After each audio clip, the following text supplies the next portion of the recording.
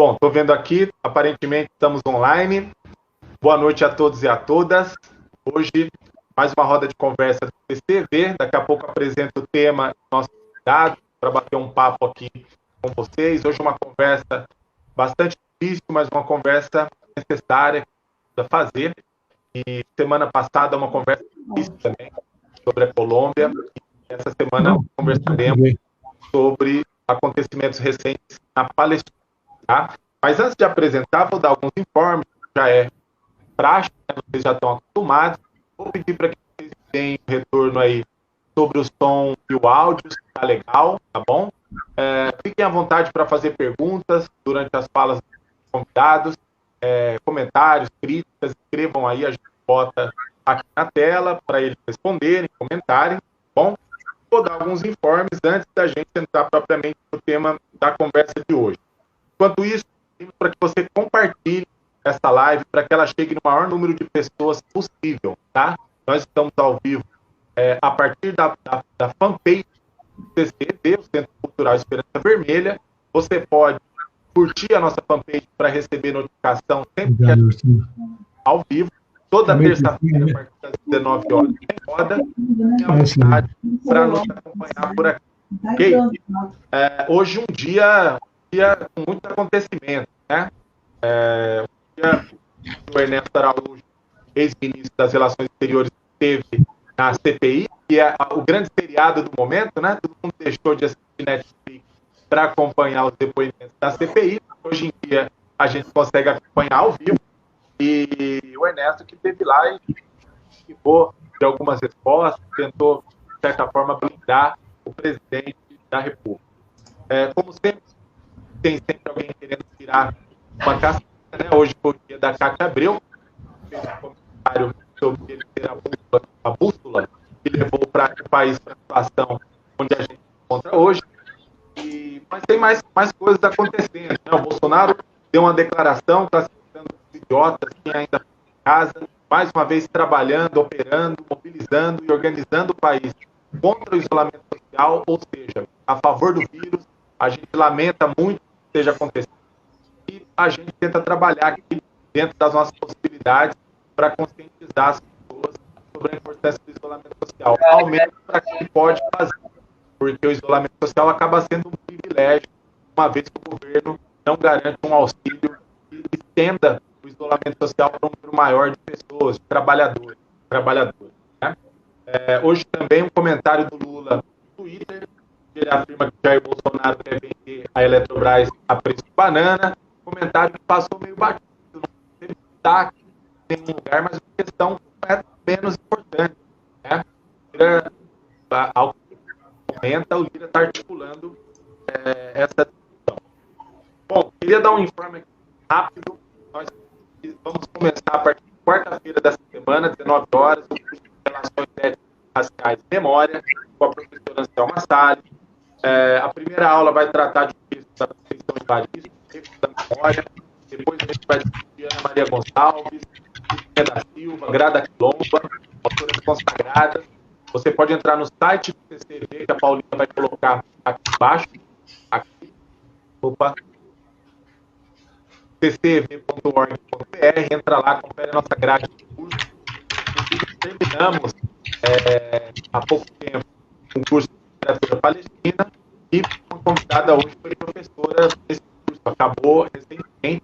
A gente não imaginava que no meio do curso aconteceria tudo que aconteceu na Palestina, que a gente vai conversar aqui hoje. Também queria dar um informe sobre o curso Nova Primavera, Desafios e Polêmicas, um debate de formação interna. A primeira aula começa dia 21 de maio, essa primeira versão do curso, com a Maria do Rosário. Inscrições podem ser feitas pelo site também. Entra lá no site do CCV ou no site da ELAC, você encontra informações, tá? O que mais? Algumas informações sobre a situação da Covid aqui em Campinas, a maioria das pessoas que nos acompanha daqui, né? 98.306 casos, 3.211 óbitos, 143.242 pessoas imunizadas com a segunda dose até aqui, pouco mais de 10% da população da cidade.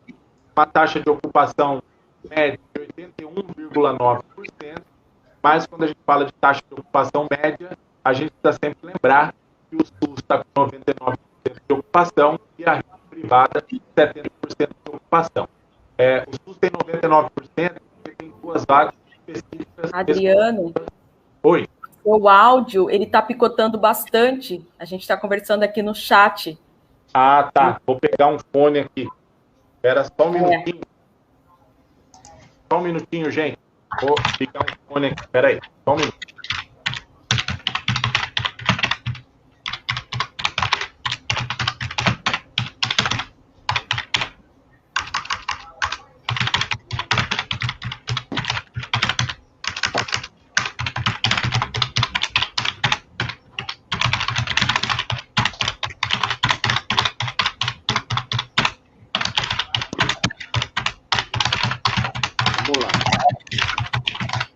Espero que melhore, vamos ver.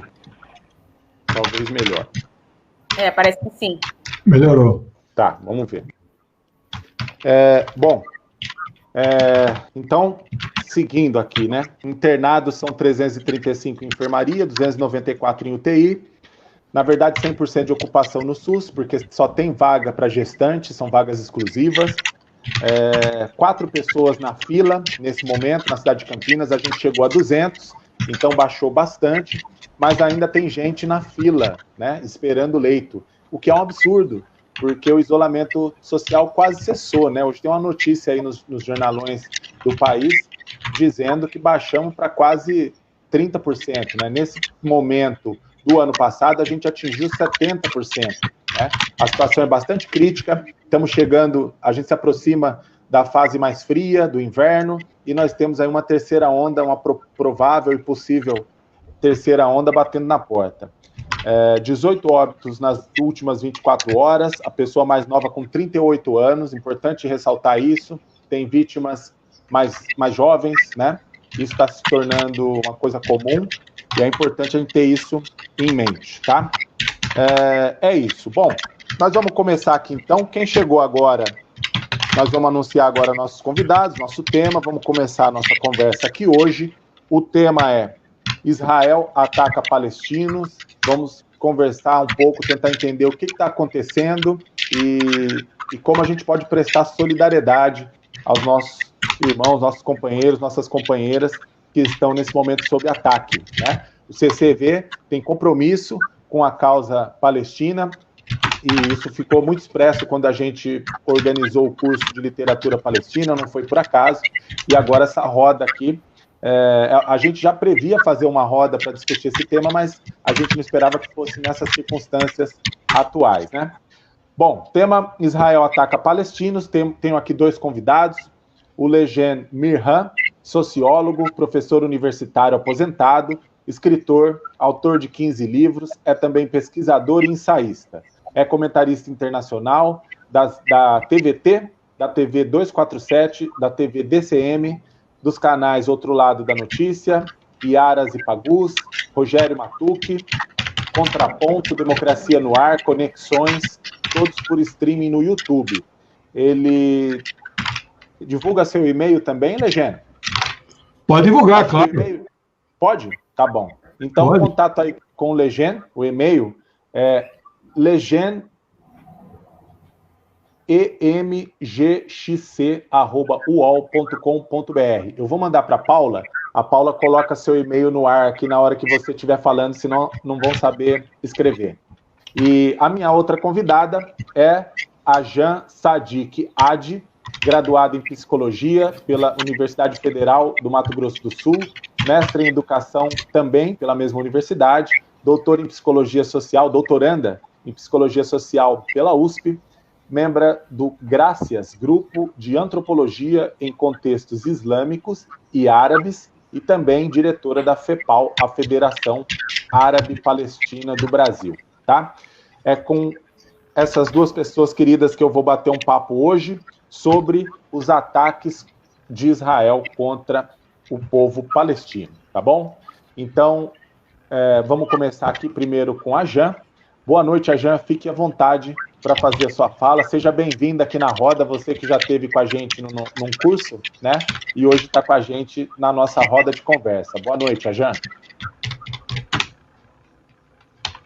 Boa noite a todos e todas.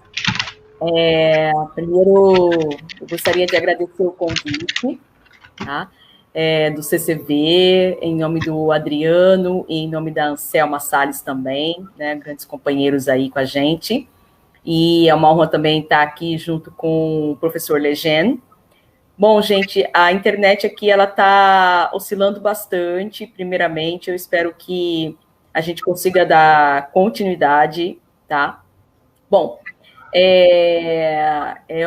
eu quero, agradecer essa oportunidade e vamos fazer esse debate, né?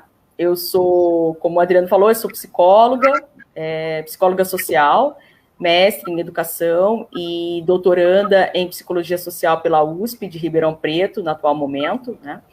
Eu também analiso os discursos sobre árabes e muçulmanos nos livros didáticos de história. E, bom, vamos falar um pouco sobre a questão palestina, né? Primeiramente, eu gostaria de dizer que eu, geralmente, assim, na verdade, eu não utilizo o termo conflito Israel-Palestina, tá? Eu acho que esse é um termo erroneamente utilizado, tá? Não se trata de um conflito, né, porque essa ideia de conflito dá uma ideia de que as forças são proporcionais, né? E não se trata de forças proporcionais, não se trata de uma guerra ou de um conflito, né? Se trata de um processo de ocupação, né, de apartheid, né, de limpeza étnica e também de colonialismo, né? Então, vou guardar aqui esse. Aí, obrigada. Então, é o seguinte, ocupação, porque se trata de um processo de ocupação territorial, ocupação de terras da Palestina. Então,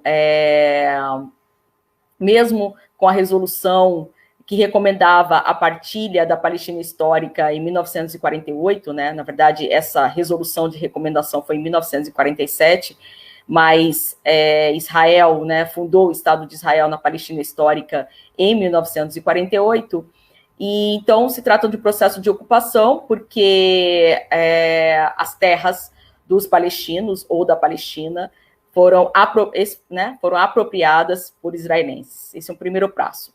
O outro passo é uma questão de limpeza étnica, né? Nós temos na história da Palestina... a limpeza étnica se trata de uma remoção, uma expulsão ou um genocídio, um extermínio da população nativa, para que uma outra população seja hegemônica, né, e homogênea naquele espaço. Então, esse é um processo que a gente costuma chamar de judaicização da Palestina e judaicização de Jerusalém. Tá? Então, esse processo de limpeza étnica, ele já foi vivenciado em 1948 com a Nakba. A Nakba, em árabe, significa catástrofe, né? Iniciada em 15 de maio de 1948. Depois, em 1967, nós tivemos a Naksa, que é um outro momento também em que...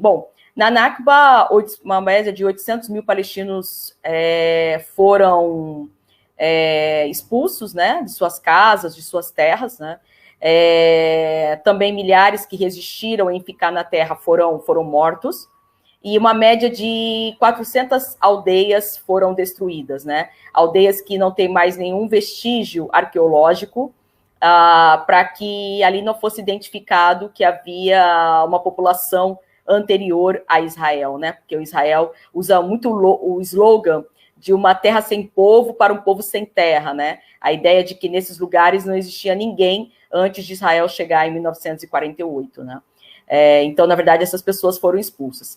Depois, em 1967, nós tivemos a Naksa, que é também conhecida como a Guerra dos 6 Dias, e nessa Guerra dos 6 Dias, houve mais ocupação territorial, houve mais apropriação de terras palestinas e mais expulsão de palestinos, né? Mesmo antes de 15 de maio, tivemos o massacre de Deir Yassin, que é um dos massacres mais, assim, muito significativos, né, na história da Palestina. Então, foi uma aldeia, né, onde uma média de 250 pessoas foram assassinadas, né, antes mesmo, 9 de abril de 1948, antes da fundação do Estado de Israel na Palestina. Depois tivemos, em 1982, também o massacre de Sabra e Shatila, em campos de refugiados do Líbano. Esses campos de refugiados, eles estavam sob responsabilidade de Israel, que abriu as portas dos campos de refugiados para que os falangistas, que é uma vertente, né, católica, entrassem nesses campos em retaliação a um assassinato de um presidente eleito, viessem a matar uma média de quase 3 mil pessoas, cerca de 3 mil pessoas, no massacre de Sabra e Shatila, nesses 2 campos de refugiados no Líbano, campos de refugiados de palestinos, né? Bom, então, em 2014 tivemos o massacre, né, na faixa de Gaza, e agora, em 2021, né, até então, o massacre de 2014 tinha sido o último, né, dos piores massacres, e agora a gente está vivendo também que podemos chamar de um massacre, né, com a morte de crianças, de mulheres, sobretudo na faixa de Gaza, mas também em Jerusalém, né? Então, esse é um histórico muito sangrento, infelizmente, né, do que vem acontecendo na Palestina nesses últimos 73 anos, né? Bom, eu acho que eu posso fazer também uma questão histórica, um pouco para situar vocês, né? Eu costumo dizer que a questão palestina, ela não tem apenas 73 anos, né? Ela já tem 124 anos, porque em 1897 ocorreu o primeiro congresso sionista na Basileia, na Suíça, organizada por Theodor Herzl, que era o líder do movimento judaico. E nesse congresso, eles pensaram em definir um lar nacional judaico. Tá? Nesse lar nacional judaico, havia algumas terras, alguns territórios que estavam sendo pensados, né?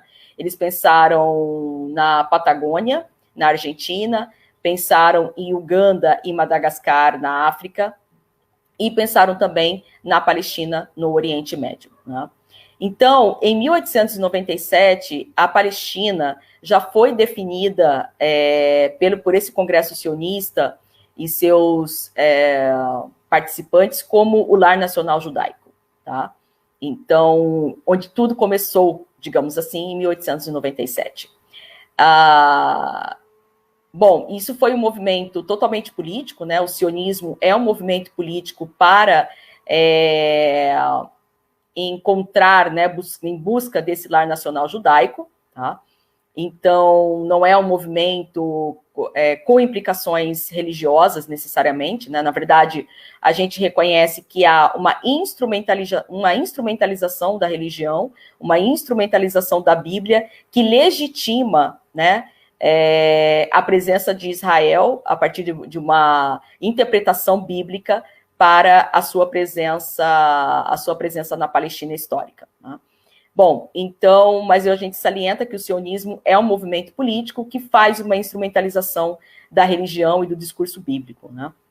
Isso é um tema polêmico, mas a gente precisa situar essa questão política. Não é um conflito religioso, né? Mesmo porque antes de 1948, a Palestina, e especificamente em Jerusalém, já havia uma coexistência das 3 religiões monoteístas, né? Não havia um conflito religioso, que eles falam que começa desde a Bíblia, né? Tem sempre uma perspectiva de senso comum, né? Dizendo, mas eles, e até estereotipada, né? Mas esses povos sempre brigam, né? São primos que brigam uns com os outros, é um povo bárbaro, é um povo cruel, é um povo que não sabe o que é civilização, lá vem eles com mais guerra, né? Isso é um discurso muito presente na mídia, muito presente, às vezes, na cultura cinematográfica também, né?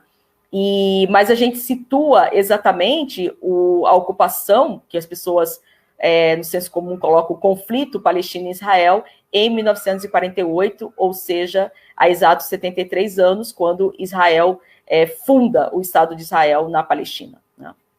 Bom, e de acordo também com essa recomendação da ONU, né, na resolução 181 de partilha da Palestina histórica, a Palestina ficaria com 43%, né, só aí já começa 42,9% das terras, não, só aí já começa uma perda territorial, não foi 50%, 50%. Israel ficou basicamente com 53,4%, e 0,6% ficou para Jerusalém, que não deve ser considerada nem a capital da Palestina, nem a capital de Israel. Ela ficaria sob o mandato internacional, sob uma responsabilidade internacional a partir das Nações Unidas, né? Bom, e também nessa que a gente considera uma autoproclamação do Estado de Israel na Palestina, eles também ficaram com as terras mais férteis, né? E não parou por aí, né? Essa divisão de 53% e 43%, de 56% e 43% não parou por aí. Atualmente, a Palestina tem 10% do seu território, né? E um território extremamente fragmentado. A gente não trouxe o mapa aqui, mas se vocês colocarem, tem um mapa muito famoso, assim, que mostra, né, como que Israel foi tomando o território da Palestina, né, e o território da Palestina, que é dividido basicamente entre Cisjordânia e faixa de Gaza, sobretudo na Cisjordânia, é extremamente fragmentado, né, porque tem os checkpoints, tem os assentamentos ilegais israelenses na Palestina, e tem um muro, né, que é considerado o Muro da Vergonha, um muro de 760 quilômetros de comprimento, gente, 760 quilômetros de comprimento, né, e 8 metros de altura. Então, e esse muro, quando ele é construído, ele destrói casas, ele destrói plantações, ele destrói escolas, ele vai passando por cima de tudo, né? Inclusive o movimento BDS, o movimento de boicote, desinvestimento e sanção a Israel. Fizemos recentemente o movimento de boicote à Cemex, que é uma das maiores indústrias e fábricas de cimento no mundo, e que patrocina a construção do muro sionista em Israel, né? Então, essa é uma empresa de cimento no México, né? Então, nós temos todo esse assim, bom, sendo didática, 1897, esse Congresso Sionista que define, né, estabelece o Lar Nacional Judaico, a Palestina como território onde vai se estabelecer o Lar Nacional Judaico, né? Em 1917, nós temos a Declaração Balfour, né?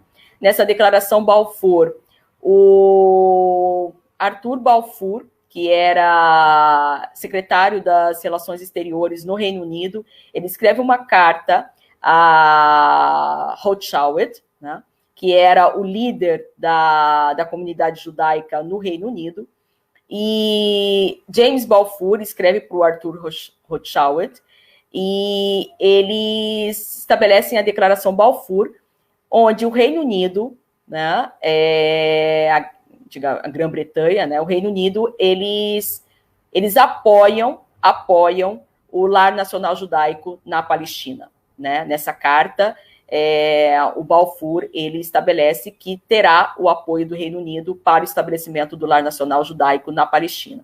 Então, gente, é interessante pensar que isso iniciou em 1897, depois teve a Declaração Balfour em 1917, 20 anos depois, tá?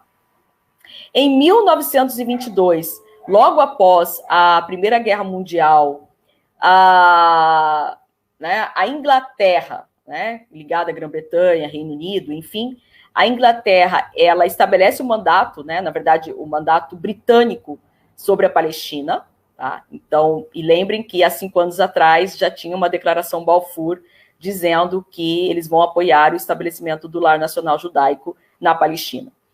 E em 1947, né, 25 anos depois, né, logo após a Segunda Guerra Mundial,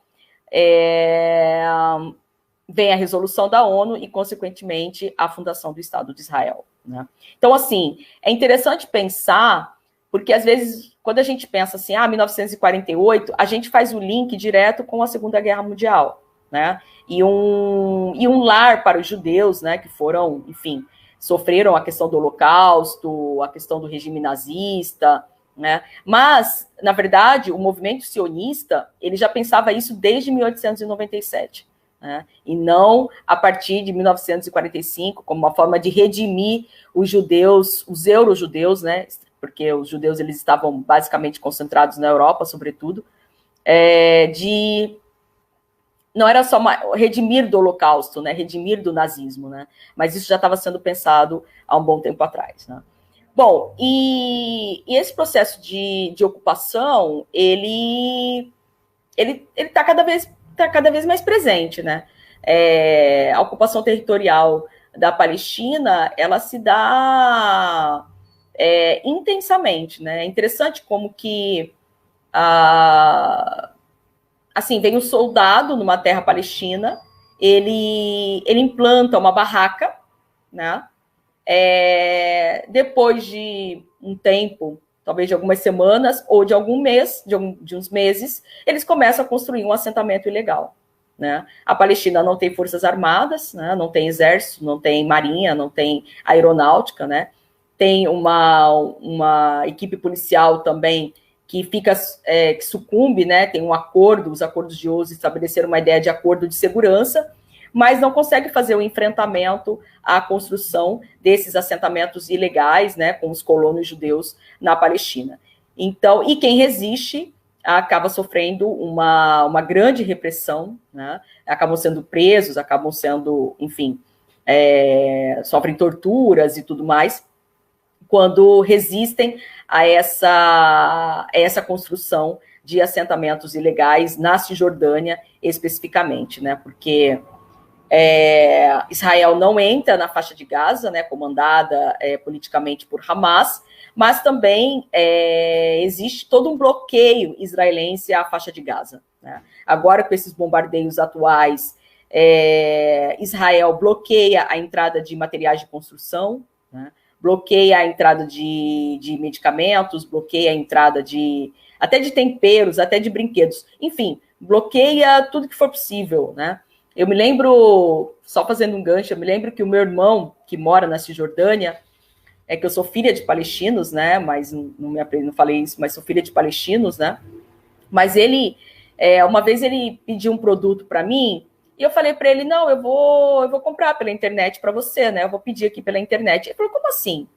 Eu falei, bom, a gente compra produtos pela internet aqui no Brasil. Aí ele falou, caramba, eu trabalho com a internet e a gente não tem isso, né? Ou seja, na verdade, todo produto que chega para o palestino é passado pelas mãos de Israel, seja o bloqueio na faixa de Gaza ou o controle de Israel pela Cisjordânia, né? Na verdade, o controle de Israel na Palestina é um controle aéreo, é um controle do mar, do ar e da terra, né? Então, é um controle marítimo, é um controle terrestre e é um controle aéreo. Outro exemplo também, por exemplo, a faixa de Gaza, que tem uma questão geográfica com o mar, né, que tem ligação com o mar, o mar é dividido, né? Interessante, né? O mar é dividido. Então, se você está num barco de pesca, você é um pescador que está no barco de pesca e, porventura, né, atravessa a linha do mar, pode contar que você vai receber tiros de Israel, né? Ou seja, há um controle do espaço aéreo, há um controle marítimo e, sobretudo, um controle terrestre, executado pelo quarto maior exército do mundo, né? Não sei se todos sabem, mas o exército de Israel é o quarto maior exército do mundo, né? Geralmente, os soldados eles têm que ficar 3 anos cumprindo né, não me lembro agora, mas cumprindo, né, o exercício no exército, e são mulheres e homens, né? Isso é praticamente obrigatório que todos os jovens, depois dos 18 anos, entrem para servir o exército israelense ou as forças de defesa de Israel, né? Bom, e aí, só um pouco para finalizar minha fala, né? A gente já... Mas o que aconteceu nos últimos fatos, né? Que está tomando a Palestina, o Legenda também vai fazer uma complementação, enfim. Mas, a grosso modo, em um resumo, né?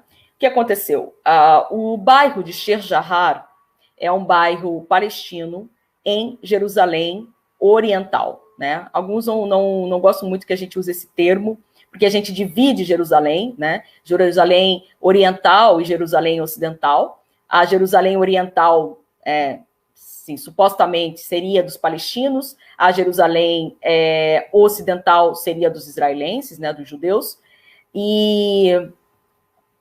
também é chamado também como Jerusalém Antiga, Jerusalém Moderna. É interessante que as imagens que nós conhecemos de Jerusalém, né, sobretudo com o símbolo da Mesquita del Aqsa, ou a Mesquita do Domo Dourado, é a Jerusalém Antiga, né, a Jerusalém Sacra. Não é a Jerusalém Moderna que geralmente aparece, né, com construções modernas, prédios e tudo mais, né. A imagem que a gente tem, que fica na nossa mente, é da Jerusalém Oriental, onde estão concentrados uma boa parte de palestinos, né?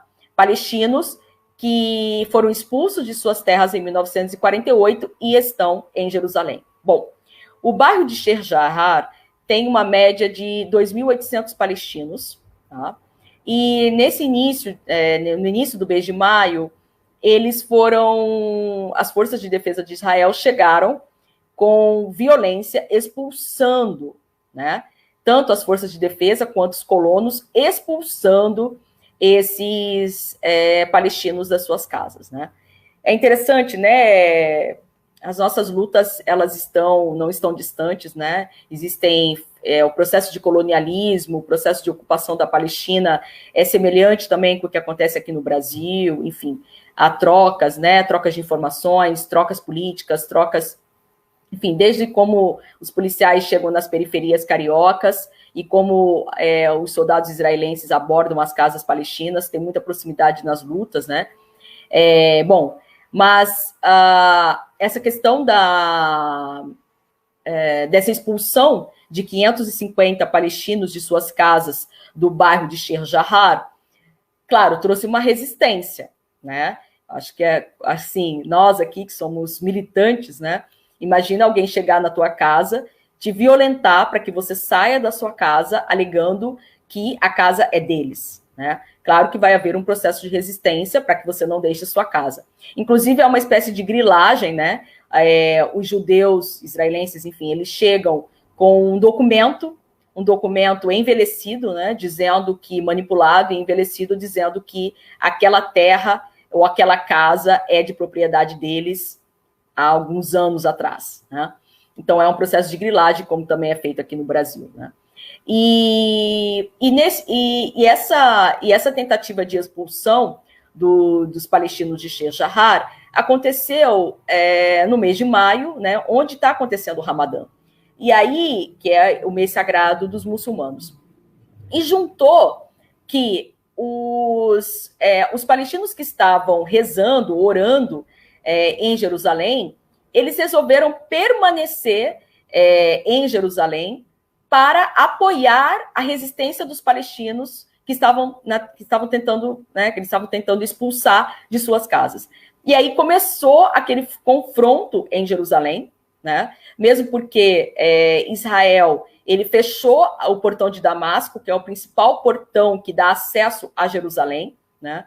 E os que estavam em Jerusalém ficaram para apoiar os palestinos que estavam resistindo em Sheikh Jarrah. E aí toda essa situação começou, né?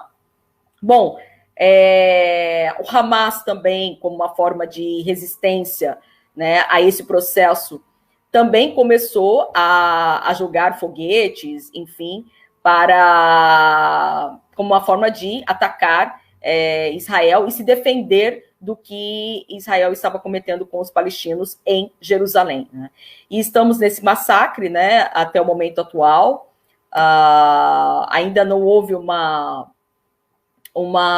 trégua, né? O mundo está pedindo uma trégua, já um cessar-fogo disso tudo que está acontecendo, mas, resumidamente, foi isso. Então, assim, tentativa de expulsão de palestinos, a resistência dos palestinos, o início do confronto, né? E Hamas também fazendo a sua parte no sentido da defesa, né? Dos palestinos que estavam sendo atacados em Jerusalém. Esse é o resumo da história, uma história que ainda já gerou enfim, muitos mortos, né? Centenas de mortos, milhares de feridos, e, enfim, definindo mais esse massacre na Palestina, iniciada por aqueles que resistiram a não serem expulsos de suas casas, né? Na verdade, teve o tribunal israelense, ele chegou a fazer uma espécie de acordo, dizendo que os palestinos teriam que pagar um aluguel para os futuros judeus que iriam permanecer nas suas casas, né? Assim, para ser um acordo, né? Não vamos tirar vocês à força, mas enquanto vocês permanecerem nas nossas casas, vocês vão pagar um aluguel para nós, que somos os supostos proprietários dessas terras, né, que seriam os israelenses, né? Então, isso é mais um absurdo, né, dessa expropriação e do colonialismo israelense sobre a Palestina. Tá bem? Eu acho que eu encerro por aqui, vou dar continuidade aí tá? Espero que tenham compreendido. 20 minutos é pouco tempo, mas deu para... Legal, Ajan. Muito obrigado pela sua fala. Quem pegou a roda aí essa altura, estamos aqui, batemos um papo primeiro com a Jan, que abriu a nossa conversa aqui. O tema são os ataques proferidos por Israel contra os palestinos, e agora eu vou passar a palavra para o professor Legene, que vai fazer a sua fala inicial. Pode abrir o seu áudio. E boa noite, Legene. Fique à vontade, seja bem-vindo. Boa noite, camarada, companheiro Adriano, Ajan, quanto tempo. A Jan me ajudou nesse meu livro aqui, sobre a história da Palestina, mas eu vou só mostrar porque já está esgotado, não tem... Ela me ajudou a atualizar um dos capítulos mais importantes do livro, né, que é toda a cronologia histórica da Palestina, desde lá atrás. E a Jan é uma grande companheira militante, né? Ela tem uma consciência bastante elevada, um domínio do tema, né? Eu, na idade dela, não tinha essa consciência toda. Então, mas eu agradeço ao CCEV a oportunidade para atualizar algumas coisas porque eu fico com os jornais israelenses abertos na tela aqui o dia inteiro, e 2 jornais libaneses, o Al-Mayadin e o Al-Manar. O Al-Manar é do Hezbollah e o Mayadin é da esquerda libanesa, né?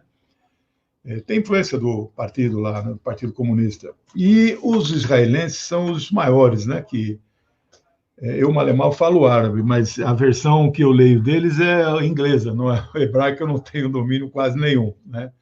Que é o Haaretz, que é o maior jornal, muito equilibrado, é o Estadão de lá, né? Faz oposição ao Netanyahu.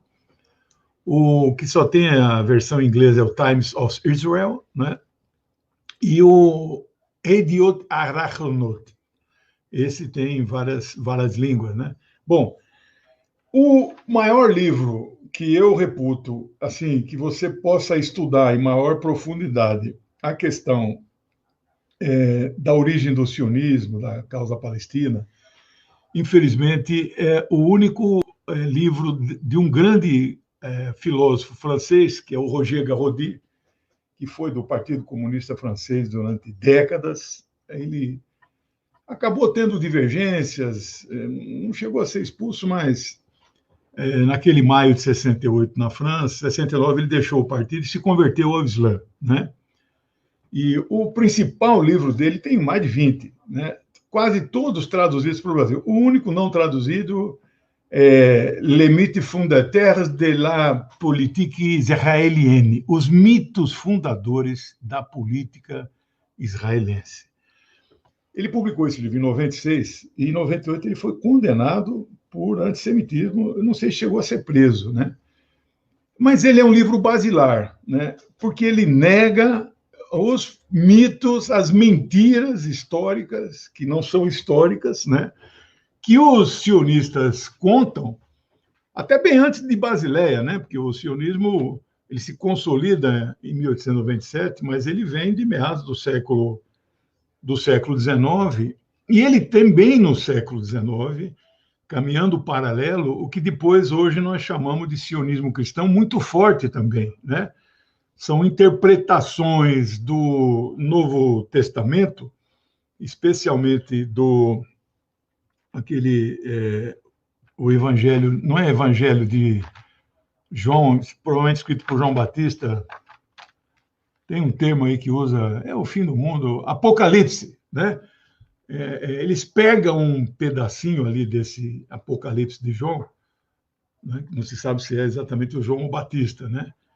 E ali está dizendo assim, que a segunda vinda do Messias, ela está relacionada com um momento em que o povo de Israel, que eles antigamente israelita, nada tem a ver com o israelense de hoje, né? Quando os israelenses, os judeus da atualidade, eles voltarem a controlar Jerusalém, né? Então, o sionismo cristão, né, a tribulações, né? Eles, então, quanto mais os judeus tomarem conta de tudo ali, para eles é o sinal da maior proximidade que Jesus voltará novamente. Então, eles fazem de tudo no mundo em defesa, né, de Israel, e são antipalestinos, né? Então, esses caras que não tinham esse nome, né, em meados do século XIX, e no Brasil hoje, esse que se apresenta como nosso presidente, né, um farsante, né, um fraudador, né, um fascista, a gente evita usar o nome dele, ele é um grande exemplo de sionista cristão. Ele não é um expoente porque ele é burro, né? Idiota, vamos usar o termo melhor no sentido de Dostoiévski, né? Então, ele é um idiota. Então, ele não sabe o significado disso. Mas ele faz o jogo dos sionistas, né? O grande sionista cristão no mundo perdeu a eleição fragorosamente para um católico da linha do Papa Francisco, que, aliás, o Papa Francisco reconheceu o Estado da Palestina, né? Que é o Joe Biden, né? O Biden deu uma surra de 7 milhões de votos de diferença, uma derrota não só para o fascismo internacional, para a extrema-direita, mas uma derrota para o sionismo internacional. Mas não estão mortos, estão muito vivos. E no Brasil eles têm os representantes, né? Marcos Feliciano, deputado, né? E o chefe dessas igrejas neopentecostais, o Edir Macedo, vive uma judaização acelerada, né? Ele usa kippá, ele usa a estola rabínica, a barba dele né? Então ele ora num templo de Salomão, né? Que é uma fraude, porque não existiu o templo de Salomão, não há nenhum vestígio histórico, não é um vestígio geológico, nem do primeiro nem do segundo templo, com todo respeito aos cristãos, os judeus, e aí que acreditam nisso, mas essa não é a opinião minha, essa é a opinião dos historiadores israelenses, especialmente o John Might, que é o maior historiador, né? Não há nenhuma prova de nome algum, figura alguma do Velho Testamento que possa ser comprovado historicamente. Ponto. Página 108, se quiser eu leio para vocês aqui, né? Então, não é opinião minha. Então, esse sionismo é forte do ponto de vista judaico, né? Os caras têm uma grande influência no mundo, não é? Mas eles têm o apoio do sionismo cristão, que diz o livro de Garrodi. Bom, o Garrodi, com algumas palavras que talvez na época possa ter chocado muito, ele nega a Shoah, né? Shoah em hebraico é o Holocausto, né? Mas não é que ele nega o Holocausto. Ninguém nega a existência de perseguição a judeus que foram presos, que foram queimados, mas não foram só eles. Comunistas, cristãos, ciganos, deficientes físicos, deficientes mentais, eles queimavam todo mundo, né? Matou 6 milhões de judeus, não é? Mas 6 milhões de judeus era a população total dos judeus no mundo em 1933, né? De 33 a 39. Mas não é o problema de matou 6 milhões ou matou 500 mil. Se matasse um judeu, nós seríamos contra. Nós não somos antissemitas. Nós somos antisionistas. Temos que tomar muito cuidado, porque tem gente até nas nossas fileiras que às vezes dá uma escorregada. O problema qual é? O problema é que acho que de cada 100 pessoas que se dizem de origem judaica ou da ascendência judaica, uns 90, 95 são sionistas. Mas tem os que não são. né? E entre os que não são, muitos dos ortodoxos estão do nosso lado, né? Ortodoxo, aqueles das trancinhas, do chapéu preto, né? A corrente mais expressiva deles é o Naturei Carta, né? Se quiser procurar o site deles é NKUSA, Naturei Carta United States of America, nkusa.org. Você vai ver lá, você vai achar que está entrando na página do Fatah, né? Da OLP, né? Abraçado com Arafat, os caras estão lá, do lado dos palestinos na luta. Eles negam o Israel terreno, né? O Israel é o Israel espiritual, não é o bíblico. Por quê? Tem um intelectual judeu, vamos usar o termo intelectual israelense, né? Que é o Shlomo Sandi. Eu recomendo os 2 livros dele já traduzidos, o terceiro ainda não tem tradução, que é A Invenção do Povo Judeu, né? E o segundo, A Invenção da Terra de Israel, né? Ele deve ser hoje o israelense, né? Vamos dizer, ele não se reconhece como judeu, ele deve ser o israelense mais odiado lá de Israel, mas ele mora lá ainda. Diferente de Finkelstein e Lampapé, essa turma teve que sair de lá, senão os caras, né? Gideon Levi está lá ainda, é até colunista do Haaretz, né? Mas ele é muito crítico. Vou ler aqui, se tivermos tempo, vou ler alguns trechos do artigo dele de hoje, né? Gideon Levi, né? Bom, tem vida inteligente em Israel, viu? Não pensa que ali é... Mas, infelizmente, a esquerda israelense, somado tudo com os árabes, né? Somado tudo, dá 25%. Nós somos fracos lá, como aqui no Brasil, né? Aqui no Brasil, somado 10 partidos, né? Que, vamos dizer assim, progressista, não vamos usar o termo de esquerda, porque tem gente entre nós aqui que acha que PDT, PSB e Rede não são de esquerda, nem de centro-esquerda, né? Mas somar aqueles 4 pequenos partidos, nanicos, né? O PCB, PSTU, PCO, PSOL, PCdoB, PT e esses 3 são 10. Somado tudo, eu escrevi um artigo analisando a eleição do ano passado, somado o voto válido, de tudo que essa turma toda teve aqui no Brasil, deu 20,1%. E o resto é o quê? Centro. O que é centro? É direita, extrema-direita e extrema-direita. Israel é muito parecido. Somado lá o Avodá, que é o Labor, somado lá o Meretz, somado lá a Joint List, somado lá o Rahan Árabe, somados, meu amigo, dá 22%, 23%. Agora, no outro campo de lá, em Israel, né, que, por exemplo, o Lapid, o pessoal chama ele de centro, né? Mas ele é, na verdade, o centrão de lá, ele é direita. Mas é uma direita que quer dialogar com os palestinos. Agora, nesse contexto hoje, eles estão... eu não estranharia se o Netanyahu, que perdeu a chance de formar governo, está na mão do Lapid hoje, eu não estranharia se o Netanyahu voltasse a ser a alternativa, né? Porque um dos partidos que pode ser fiel da balança, que é o extremíssima direita fascista, o partido Yamin, né, do Naftali Bennett, eu não estranharia se ele... Aliás, ele sinalizou já voltar para o Netanyahu, porque ele está no bloco anti-Netanyahu, mas já deu uma... Ele tem só 7, não é suficiente ainda para o Netanyahu formar governo. Mas é uma situação muito delicada lá, né? Bom, esses fundamentos que eu falei para vocês, não é só negar o Holocausto. Uma das maiores mentiras, a Chan já falou, né? Dar uma terra sem povo para um povo sem terra. Mas não é o maior dos mitos. O maior dos mitos, eu acho que eles falam como o segundo, para mim, o maior dos mitos, que é o segundo, para mim é o primeiro. Os judeus são um povo eleito por Deus. E Deus deu a terra para eles.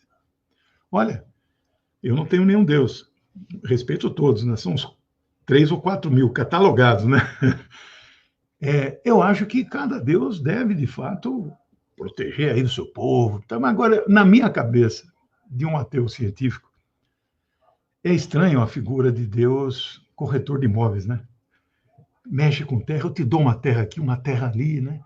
Bom, ainda assim, nada contra que Deus proteja o povo que acredita nesse Deus, né? Que, aliás, tem vários deuses dos judeus no Velho Testamento, né? Ele é Yahvé, né? Ou ele é Elohim? porque são várias. Eles acham que foi Moisés que escreveu o Pentateuco, né? Não foi. Foram 4 escolas rabínicas. Elas não se conversam entre elas. É muita contradição. E Elohim, ou El, era uma divindade cananeia, não era uma divindade hebraica, né? Bom, mas deixa isso para lá, senão aí confunde muito, né? Então, nada contra que Deus ofereça terra, ofereça um futuro brilhante para os seus povos e tal, mas não a minha terra. Não a terra dos meus avós. Eu não posso aceitar. Não é isso? Não era uma terra sem dono, era uma terra com muito dono. Eu tive 3 vezes na Palestina. Todas as 3 eu tive uma eu entrei por... A gente fala Israel, mas não tem Palestina no mapa, né? Uma vez eu entrei por Tel Aviv e 2 pela Jordânia. Eu recomendo entrar só pela Jordânia, por favor. 3 horas de interrogatório para em Tel Aviv chega até 9 horas na licença, né? Se você conseguir entrar, às vezes os caras te mandam de volta, você nem passa na catraca, né? Mas a vontade que deu quando o avião falou vamos em instantes pousar no aeroporto David Ben Gurion, Israel, né? A vontade de falar, escuta, eu não estou indo para Israel, estou indo para a Palestina. Mas não tem jeito, né? Você tem que descer ali e tal. Então, é uma situação muito conflituosa ali, muito tensa. Então, uma das 3 visitas, 2 eu visitei uma aldeia chamada Nabi Saleh. E tive com o líder deles lá, Tamimi, a família, né? Aí perguntei para eles assim, máximo 500 famílias, coisa pequenininha, né? Quanto tempo vocês moram aqui, seu Tamimi? Ele falou assim, acho que uns 5.000 anos, mais ou menos.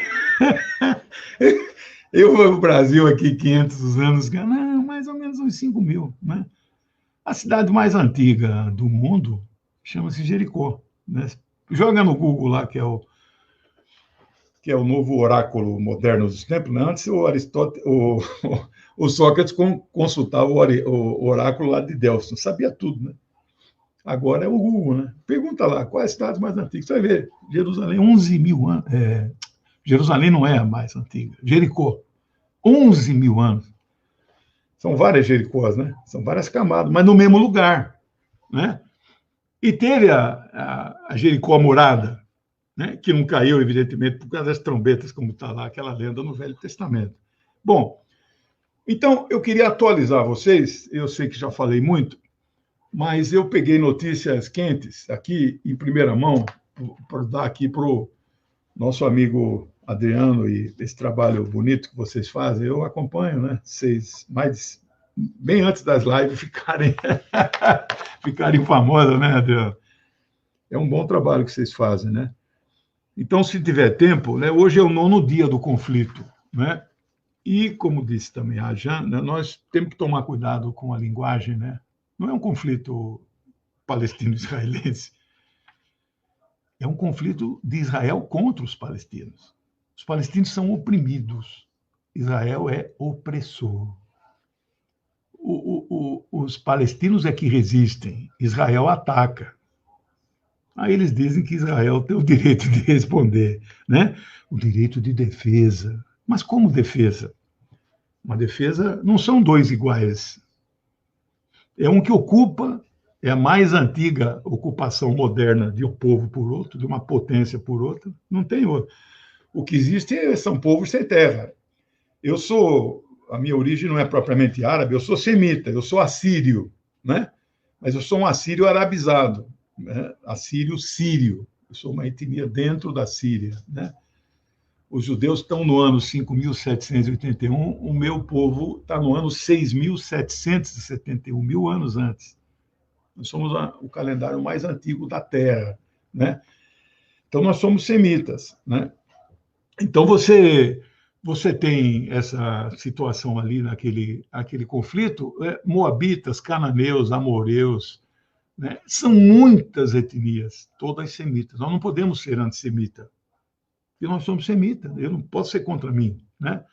Então, não caio nunca nessa de sejam antisionistas sem ter medo, como diz o Robert Fisk, que é o maior jornalista, acho que morreu faz pouco tempo, não tenho certeza.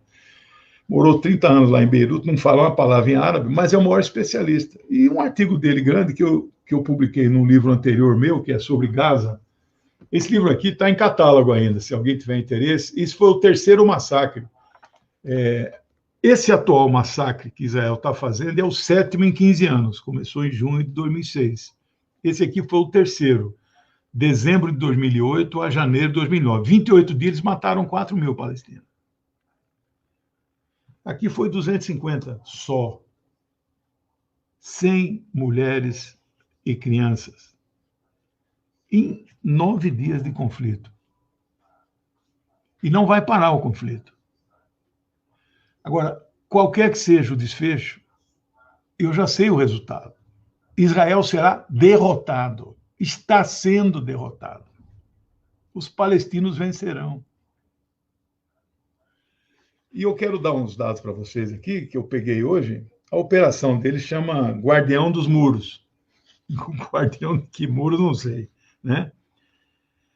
Esse ataque propiciou o ataque que eu digo, é o ataque de Israel aos palestinos. Hein? Esse negócio dos foguetinhos que eles soltam lá, fogos caramuru, rojão, né?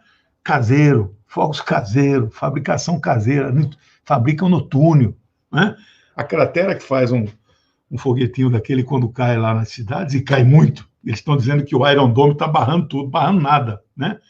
A cratera é do tamanho de uma bola de futebol. O míssil que ele solta em cima de Gaza, a cratera é do tamanho de uma quadra. Né? Então, a Jean falou o quarto maior exército, é o quarto mais poderoso exército, não é um quarto maior. Em número, eles têm 400 mil soldados, né? O Paquistão tem mais do que isso, Coreia do Norte. Então, não é em termos de tamanho, mas é o mais poderoso. Só perde para os Estados Unidos, nessa ordem, Estados Unidos, em termos de poder e tamanho, né? Que é a Rússia, que era a antiga União Soviética, e já a China. Né? Então, eles prestaram um serviço para os palestinos. Eles unificaram toda a resistência palestina. Não é só o Hamas que resiste. Eu tenho opiniões diferenciadas com o Hamas. O Hamas não é da OLP. Eu sou da OLP. A OLP é um movimento laico. Né? O Hamas não é um movimento laico. O Hamas é um movimento religioso. O Hamas tem ligações históricas com a Irmandade Muçulmana, que eu sou oposição. A Irmandade é pró-Estados Unidos, a Irmandade é anticomunista. Eu sou comunista. Né? O Fatah, tem uma parte do Fatah é comunista. O Partido Comunista Palestino está dentro da OLP. Então, eu tenho divergência, mas eu respeito. O Hamas tem uma tática, a OLP tem outra tática. O Hamas não reconhece Israel, o Hamas não abriu mão da luta armada, né? Eu respeito, mas eu discordo. Né?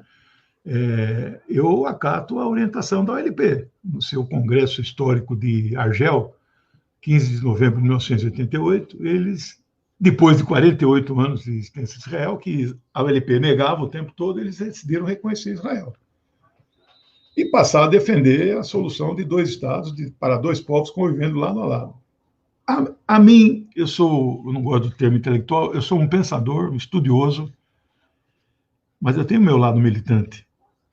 E o meu lado militante, eu apoio aquilo que a liderança palestina decidir. Não, mas não vai dar certo. Mas enquanto a OLP não mudar de posição, eu vou defender essa posição. Porque essa posição é da ONU, a posição é do Conselho de Segurança, essa posição é dos Estados Unidos, essa posição é do Biden, né? E é dos republicanos também, é de todo mundo. Mas por que não cria, então, esse Estado da Palestina? Porque o sionismo, né, ele determina a política externa dos Estados Unidos, é mais forte. Né? Bom, aí você pode me pedir minha opinião pessoal, mas vai dar certo isso? É outra questão, eu dou uma opinião pessoal. Né? Como militante, eu apoio o que os palestinos decidem. Não cabe a mim, como, aliás, muitos grupos aqui no Brasil, políticos, acham-se no direito de dizer o que os palestinos devem fazer. Não pode ser dessa maneira. A minha corrente política, marxista-leninista, nós não ingerimos na tática e na orientação interna de nenhum partido em lugar nenhum do mundo. E eu tenho restrições ali à tática de alguns partidos comunistas aí, em vários países, não vou aqui dar o nome, né, porque eu já os visitei, mas jamais emitirei uma opinião desse tipo. Nós temos os nossos fóruns para fazer isso. Né? E a autonomia. Né? E eu não vou fazer isso com a LP. Agora, a minha opinião pessoal eu tenho. A proposta de 2 estados está enterrada. Não tem como ela viabilizar. Em que extensão territorial nós vamos construir o Estado da Palestina? 8% que sobrou? É inviável o Estado da Palestina.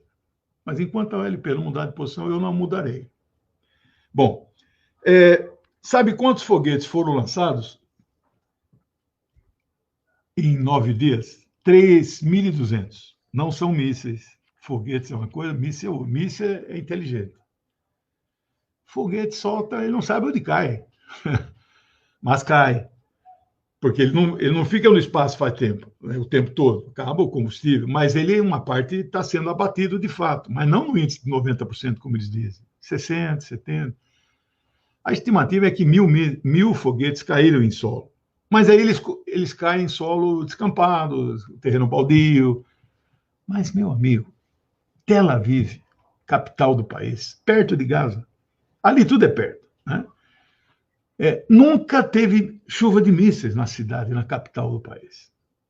O aeroporto internacional de Ben Gurion jamais foi fechado, jamais a sirene de míssil tocou e jamais um míssil caiu no aeroporto. Dessa vez aconteceu tudo isso. E jamais alguma companhia aérea suspendeu o voo para lá. Tem várias que não estão voando para Tel Aviv. Isso é um fato novo, não é? Qual é o outro fato novo? Israel está apavorada. Israel está com os nervos à flor da pele. As imagens de destruição, Sderot, Askelon, Lod, as imagens não chegam para nós, a não ser nos videozinhos que nos vêm pelo Zap, né? Mas a mídia, eles estão sob total censura. Não é censura de alguém que impôs, é a autocensura do dono do programa, né? Não pode passar. Mas as que nós recebemos é apavorante. Diz a Jan é psicóloga. Dizem os psicólogos que o som mais apavorante que tem é da sirene de bomba. Então, tem israelense morrendo do coração. Então, apavorante. Porque quando toca a sirene, você não sabe onde a bomba vai cair. Pode ser na sua cabeça. Então, está à beira de um ataque de nervos. Acho que já não é à beira, não. Acho que já teve o ataque. Está tendo o ataque de nervos, né? Eles estão muito apavorados. Tanto que semana que passou, o Netanyahu fez uma visita relâmpago, que a mídia não noticiou. Ele foi para o Cairo falar com o Sisi. Faz favor, pede para a sua turma lá. É a Irmandade, né? O Hamas, né? Não, o Sisi não é mas ele tem influência, etc., né? E aí a fronteira de Rafah ali, né? Ele fechou para ajudar Israel, né? Mas tem milhares de caras na fronteira, louco para entrar, né? E na fronteira do sul do Líbano, e na fronteira da Jordânia, está tudo ali esperando a ordem de comando para entrar. E o Hezbollah não disparou um míssil ainda. A resistência dentro da Síria, paralela ao exército, não disparou nenhum míssil ainda. E o Irã? O Irã não disparou nenhum míssil ainda. Não sei se vai disparar, mas pode disparar. Aí, meu amigo, não há guarda-chuva de Iron Dome, que cúpulo de ferro, que vá segurar. A estimativa do Hamas, ninguém sabe quantos mísseis eles têm. Eles têm 15 mil. Então, eles têm estoque para 5 vezes o que já dispararam. Israel, será que tem estoque suficiente? Porque o Iron Dome, para ele abater um desses mísseis, ele dispara 7. Aí é míssil. Porque aí é inteligente. Aí ele segue, né, o ar quente do foguetinho lá, o rojão caramurudo. Então ele é caro, custa $60 mil esse míssil. E sabe, para cá bater um dos palestinos, ele tem que disparar 7. 3 mil, eles dispararam 22 mil. Eu fiz a conta hoje, $1 bi 300 milhões. Em 9 dias eles gastaram. Todo o Iron Dome para ser instalado custou $1 bi. Já gastaram 1,3 aí para bater os 3 mil foguetinhos lá. E tem uns 12 mil de estoque ainda. Mas tem uma questão. Israel tem estoque suficiente para repor? Acho que não tem. Bom, aqui eu quero dar uma opinião que é polêmica. Eu sei que talvez até os companheiros do CCV, Biden não é a mesma coisa que o Donald Trump. Esta é uma posição de um marxista-leninista convicto, dialético. Está cheio, não digo, mas tem uma parcela nossa da esquerda. É a mesma coisa, é a mesma porcaria, não vai mudar nada. Mudou muita coisa. Mudou internamente, está mudando internamente, está mudando externamente. Agora, é evidente, alguns na esquerda, como eles estão errando a análise de que é a mesma porcaria, e o Biden está deixando muita gente de queixo caído. Ele está ultrapassando Roosevelt, está sendo mais keynesiano que Roosevelt, não vamos entrar nos detalhes, né? E mesmo na política externa, a volta ao Acordo do Clima, a volta para a OMS, etc., a retirada de tropas, a ordem, e nada disso diz que é a mesma coisa, porque não é a mesma coisa. Ele é católico, ele segue o papado de Francisco, né? A imprensa americana diz que ele hoje está mais à esquerda que o Bernie Sanders. Então, eu recebi parte de nós da esquerda para fundamentar as coisas que a gente gostaria, nós também fazemos fake news. Acho que nós não devemos agir assim. A verdade é revolucionária, nós devemos falar a verdade. Eu recebi um meme, que é o Netanyahu de pé do lado dele, na Casa Branca, Netanyahu assinando um livro. E o título do meme é assim: Biden autoriza 700 milhões para bombardear a Palestina. Isto é uma mentira histórica.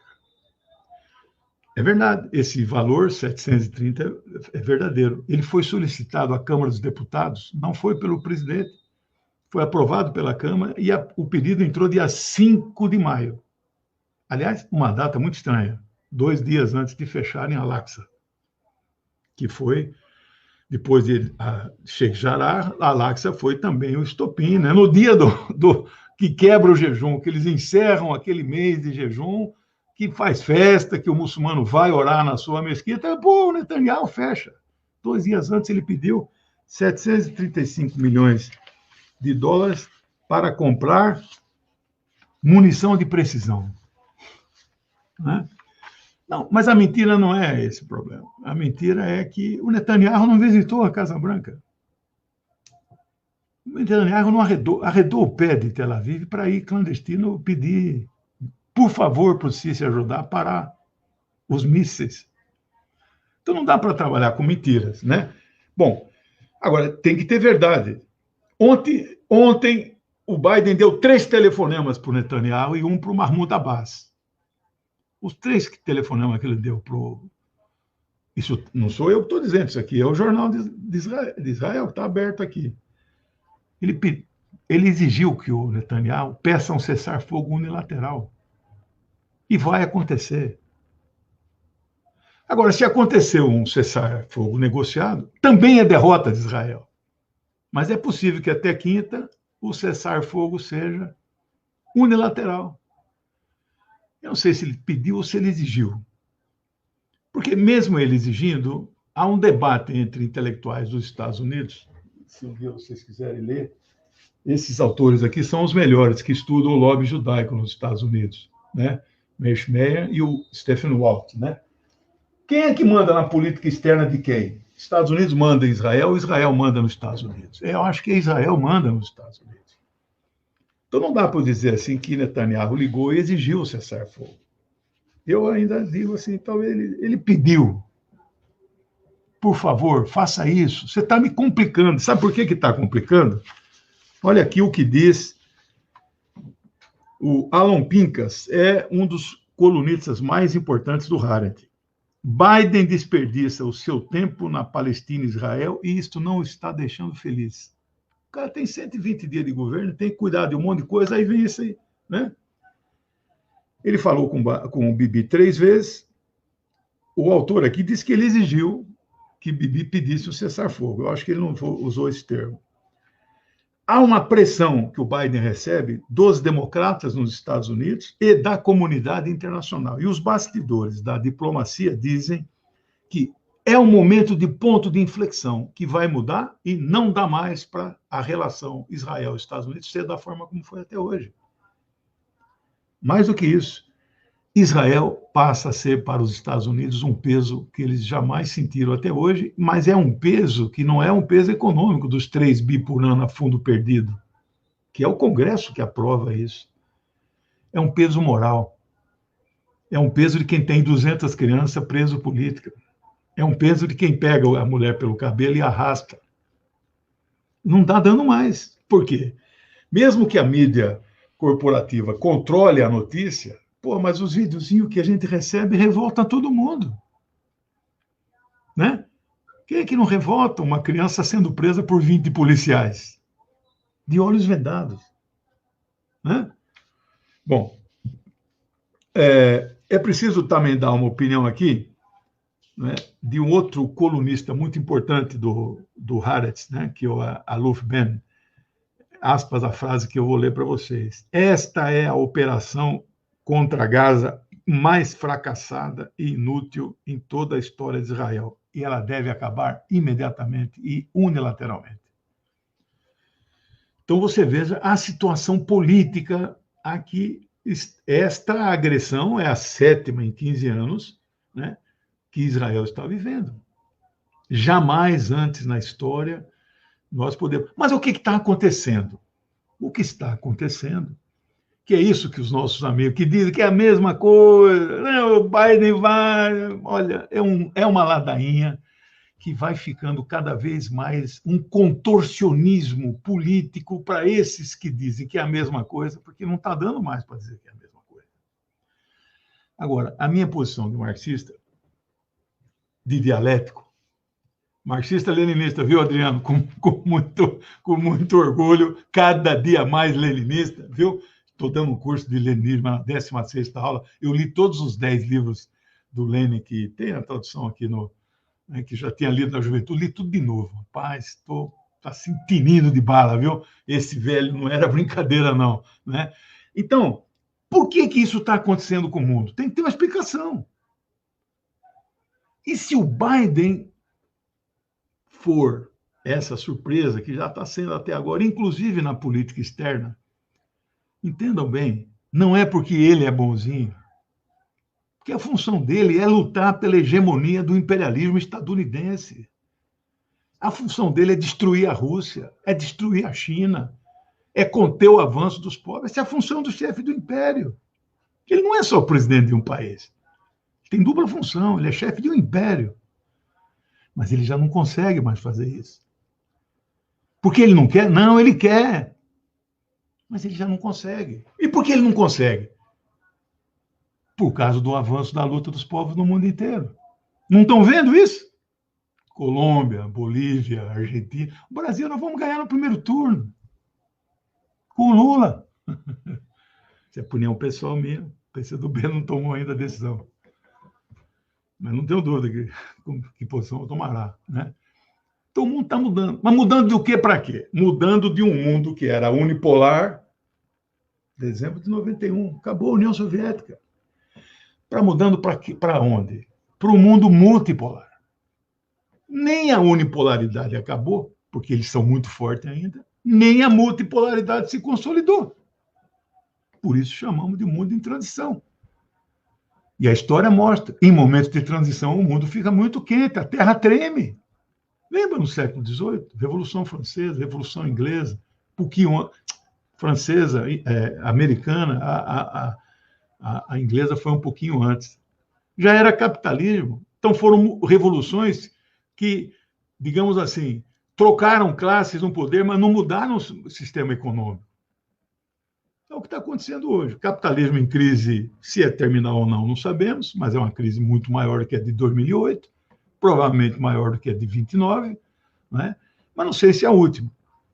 Mas é uma crise, o sistema capitalista.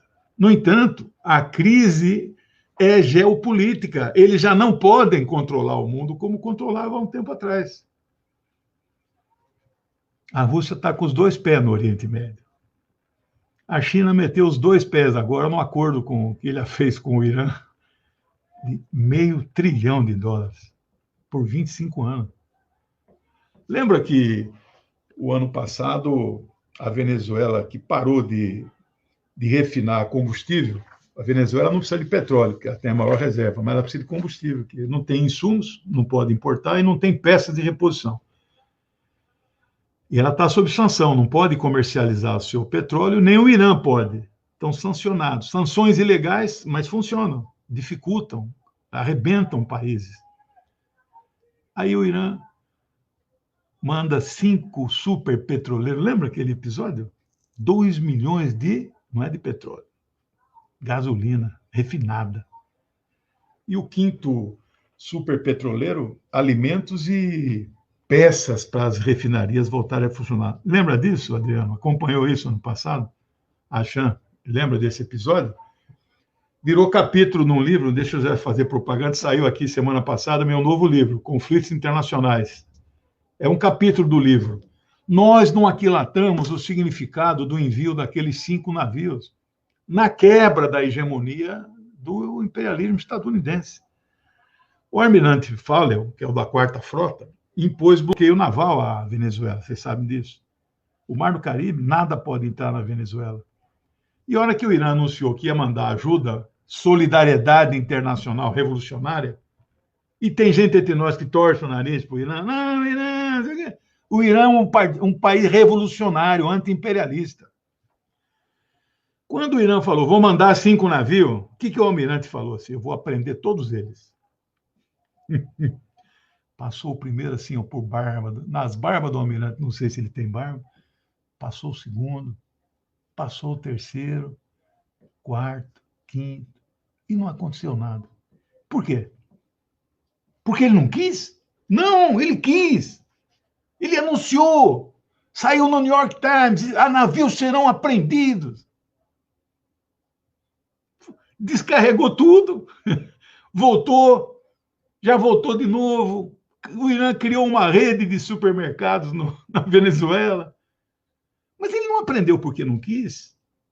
Não dá mais para aprender.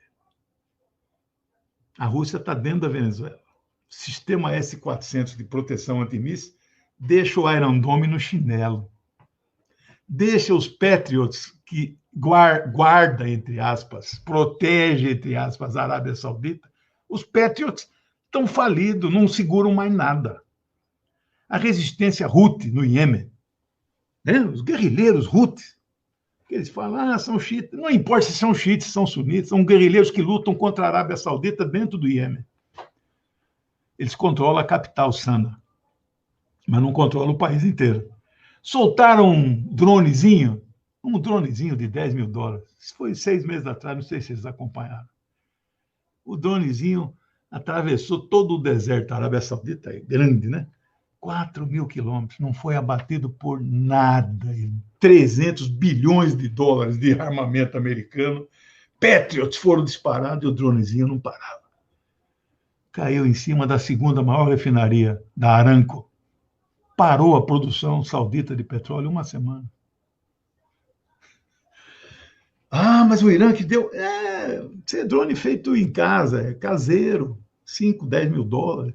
Então, este é o mundo que nós estamos vivendo. E nós temos que entender que isto que está acontecendo na Palestina é irreversível. Eu não sei se é irreversível a derrota histórica, estrondosa, se vai acabar Israel ou não. Eu não defendo o fim de Israel. Eu defendo uma solução negociada. Se não der certo 2 estados, tem que pensar em outra alternativa, né? Mesmo no campo se for um estado só. Temos que pensar. Que nome vai ter? Palestina? Bom, você fala que é Palestina, você vai jogar todos os judeus no mar e afogar todos eles. Eu não quero fazer isso. Tem que voltar para os países aqueles que não são originários. Porque os judeus originários que estavam ali, eles viveram em paz a vida inteira. Os muçulmanos não têm nada contra os judeus. Aliás, ao contrário. O verdadeiro muçulmano é dever primordial, porque eu também leio o Alcorão. Não é só o Velho Testamento que você tem que estudar. É dever do muçulmano proteger cristãos e judeus, sinagogas e igrejas. Porque se não fizer isso, ele não é muçulmano. Esse que se apresenta como Estado Islâmico não é nem Estado, porque não manda nada, né? E não é islâmico, porque o Islã não pode cortar a cabeça de cristão. Ele está contrariando os ensinamentos O muçulmano, Deus não aceita que você... Quer dizer, o Deus que eles acreditam. Deus, no Alcorão, não aceita que você tome a iniciativa de ser agressor. Agora, não é que nem está lá nos cristãos, né? Você leva um tapa de um lado, dá outra face. Não. Deus aceita que você revide se você for agredido. Então não é o Hamas que ataca Israel. Hamas e a resistência palestina exercem o seu direito de responder à agressão. E não é a agressão de expulsar as famílias das casas que elas moram há 70 anos em Jará. É uma agressão que vem de lá de sei lá, de quanto tempo, né? O corte que a Yashan coloca é 1897, né? Mas os conflitos mesmo, eles vêm ali de 20, 30, né? Tiveram que fazer uma greve geral em 36, quer dizer... Mas vem se acirrando, né? No começo, eles compravam as terras. A agência judaica dava o dinheiro. Então, não dá para dizer que eles tomavam dos árabes. E qualquer pessoa, em qualquer lugar do mundo, vende terreno, vende casa, né? E o cara tá duro, vende a casa para um judeu e vai morar com o tio. Não tem problema. Eles foram conquistando assim no começo, mas depois foram tomando. Aí veio 48, que eles falam que 5 exércitos árabes atacaram Israel. Não! Israel atacou os palestinos e os árabes tentaram defender os palestinos, né? 750 aldeias foram invadidas, das quais 550 foram extirpadas. Esse Shlomo Sand, o capítulo final do livro dele, ele gasta, no final do livro, ele gasta, acho que umas 50 folhas. Ele presta uma homenagem à cidade, que agora eu esqueci o nome, a aldeia, que existia onde hoje é Tel Aviv. Ele dá a aldeia, dá a relação da maioria dos nomes. Eu fiquei impressionado, eu não sabia desse detalhe. Então, ele tem o reconhecimento claro, né, sem falar no deslocamento de 800 mil pessoas que não tinham para onde ir, geraram hoje 8, 9 milhões aí exilados. Uma partezinha, esse pessoal ali foi para essa parte de Jerusalém. Bom, eu estou encerrando, acho que eu já falei além do tempo. Vou ver só aqui se tem mais alguma notícia quente de hoje, né? Professor? Pois não. Eu vou te propor fazer um bloco rápido, talvez tenha alguma pergunta, algum comentário, eu faço a leitura aqui, mas a gente vai te devolver a palavra no final, num bloco final, né, para vocês concluírem, se despedir, e aí você pode comentar notícias também, tá? Rapidinho. Então vamos lá, vou pedir para a Paulinha que está acompanhando. Hoje, quem chegou agora na transmissão, a gente está conversando sobre os ataques de Israel contra o povo palestino. Comentário aqui da Wanda, ela pergunta quais organizações têm os palestinos no Brasil. Em Campinas, tem grupo organizado? Pergunta da Wanda. Eu me lembro uma época que a gente tinha um comitê de solidariedade ao povo palestino, chegamos inclusive a fazer um ato aqui na cidade de Campinas. Eu lembro de várias pessoas que atuaram bastante nesse comitê, mas até onde eu sei, ele está desativado, né? Mas o professor Legene pode comentar, caso tenha mais informação aí. Aí tem uma pergunta do Daniel Pires, como tem sido a postura internacional nessa ofensiva genocida de Israel, na perspectiva da China e da Rússia? China e Rússia têm tido incidência em relação a essa ofensiva de Israel? Pergunta do Daniel Pires. Mais alguma, Paula? Vamos lá. Derli Josi Bordim. Uma pergunta ao professor Legene. O Hamas na Palestina faz o papel do Hezbollah no Líbano em termos de defesa, nas devidas proporções? Pergunta da Derli. Quem mais, Paulinha? Outra do Daniel Pires. Há possibilidade de pipocarem mobilizações de massas nos países da região contra o autoritarismo dos estados? Pergunta do Daniel Pires. Se isso pode incidir sobre países vizinhos. Aliás, eu vi imagens de um grande ato de massas na Indonésia. Queria perguntar para vocês se aquelas imagens são reais ou se aquilo é fake, tá? A Wanda Conte pergunta aqui, Campinas tem organização do povo palestino? Como ajudar? Pergunta da Wanda Conte. Mais alguma, Paulinha? Outra do Daniel. Biden e seu governo abdicaria dos desejos econômicos da política imperialista de exploração do petróleo no Oriente Médio? Qual a chance real de eles abandonarem um apoio estratégico a Israel? Pergunta do Daniel. Acho que encerrou. Eu queria que vocês comentassem sobre a importância estratégica para o imperialismo do Estado de Israel, né? Quando a gente fala de um exército tão grande, tão poderoso, isso foi construído também com muito apoio, né? Aí eu não estou falando do momento, nem do que vai ser no futuro, estou falando assim, historicamente, como que se deu, por que esse investimento, né? Por parte dos Estados Unidos e do imperialismo ali em Israel. Eu acho que eram essas as questões. A gente vai fazer um bloco final. Antes disso, queria agradecer a todos e a todas que estão nos ouvindo. Estamos aqui debatendo um tema super atual, que nós do CCV somos muito solidários. Eu estou aqui na posição de mediador, apesar de todas as provocações do Legene, vou continuar na posição de mediador aqui, porque ele é nosso convidado e a gente quer ouvi-lo hoje. O nosso tema é Israel ataca palestinos, com o professor Legene Mirhan e com a Jan Sadiq Adi.